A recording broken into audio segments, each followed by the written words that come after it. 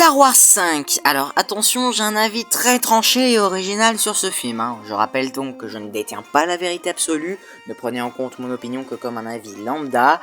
Tout ce que je dis est entièrement subjectif.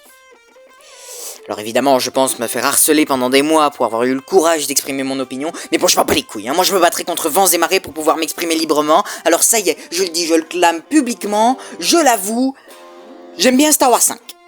Voilà, c'est dit, ça y est, même en France, on n'a plus le droit à la liberté d'expression, on n'a plus le droit à l'expression de l'individualité, on n'a pas le droit de dire qu'on aime Star Wars 5, c'est ça? Eh bien moi je ne resterai pas enchaîné, je m'en bats les couilles, vive la révolution! Donc, première remarque, le film commence dans la neige, ce qui est une belle image de la volonté du réalisateur Evin Krishner de vouloir surprendre son public. En effet, l'on passe d'une planète désertique puis futuriste et épurée dans le 4, à une planète recouverte de neige, puis marécageuse dans le 5. Et dans cet environnement, Luke manque de se faire bouffer la gueule dans une jolie scène à suspense qui introduit un des pouvoirs de la force. Luke se barre donc de la grotte, il voit donc Obi-Wan, qui est censé être mort, on le rappelle, qui lui dit d'aller trouver Maître Yoda.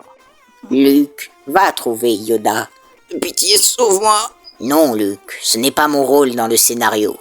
Va te faire enculer. Allez, salut la jeunesse. Fort heureusement, Han arrive pour sauver Luke, et pour le remercier, Leia évidemment embrasse Luke devant lui.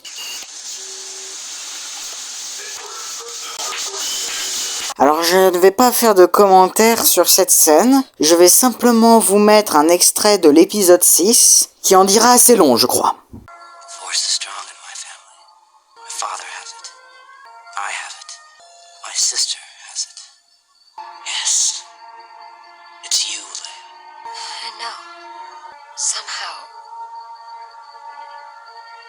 I've always known. Comment ça, tu l'as toujours su, Leia? Cela veut-il dire que tu le savais quand tu lui roulais des pelles goulûment? Si ça se trouve, c'est ça qui t'excitait, salope! Leur situation semble encore plus désespérée que dans le début du 4. Les rebelles sont même contraints de fuir. Et pendant ce temps, Luke part trouver Yoda qui est mieux fait ici que dans le reste des films Star Wars. Yoda lui apprend donc la force et c'est assez bien fait car on sent vraiment que c'est dur, que Luke galère, que c'est pas une chose que l'on maîtrise aisément. Pendant ce temps, afin de fuir l'Empire, Han Solo et sa bande décident de se cacher dans une grotte qui s'avère être un ver géant, et on va s'arrêter une seconde sur ce point. Mettre comme ça un ver aussi gigantesque sans explication, ça nous fait nous poser des questions. On se demande s'il y a des créatures encore plus grandes dans cet univers. Et voilà, notre imagination en est ravie.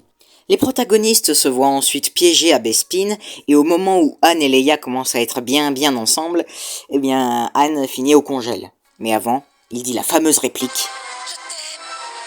Je m'en bats les couilles. Luke veut sauver ses copains et malgré les avertissements de Yoda, il décide de partir quand même pour les aider. S'ensuit donc un combat entre Vador et Luke et oh mon dieu, la lumière! Pardon. Dans la suite du duel, Luke se fait complètement soulever par le daron. La situation est pour lui de plus en plus désespérée. Car s'il est au début en position d'égalité fragile avec son père, par la suite, il se retrouve dans l'obscurité, le domaine de Vador, puis après se fait carrément gangbang avec les ordis. Luke se trouve blessé, de plus en plus rapetissé par la mise en scène, et enfin il est vaincu, la main coupée, au bord du vide, et tout cela en apprenant qu'un dictateur sanguinaire est son papa. La journée, je ne vous cache pas, qu'elle est un peu moyenne. D'ailleurs, on va se faire une petite leçon de mise en scène pour voir comment mettre de la tension dans un combat. Alors tout d'abord, la menace de Vador est crédible. On ne l'a jamais vu perdre un combat au sabre laser. Il est grand, il a du pouvoir au sein des troupes, il est le seul à maîtriser certaines techniques comme l'étranglement. Puis quand on voit Luke galérer à soulever un seul objet et Vador lui en balancer tranquillement 7, on voit la supériorité du daron. La musique tantôt se coupe pour augmenter la tension et renforcer l'immersion.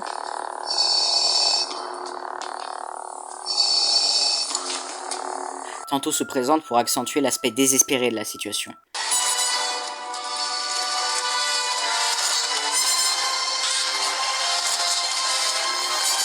D'ailleurs, le sound design suggère la supériorité de Vador, c'est sa respiration qui domine toute la scène. Voilà pour l'analyse du combat, reprenons l'histoire. Sous le choc, Luke décide de se sauver en se suicidant, et j'adore vraiment la réaction de Vador dans cette scène.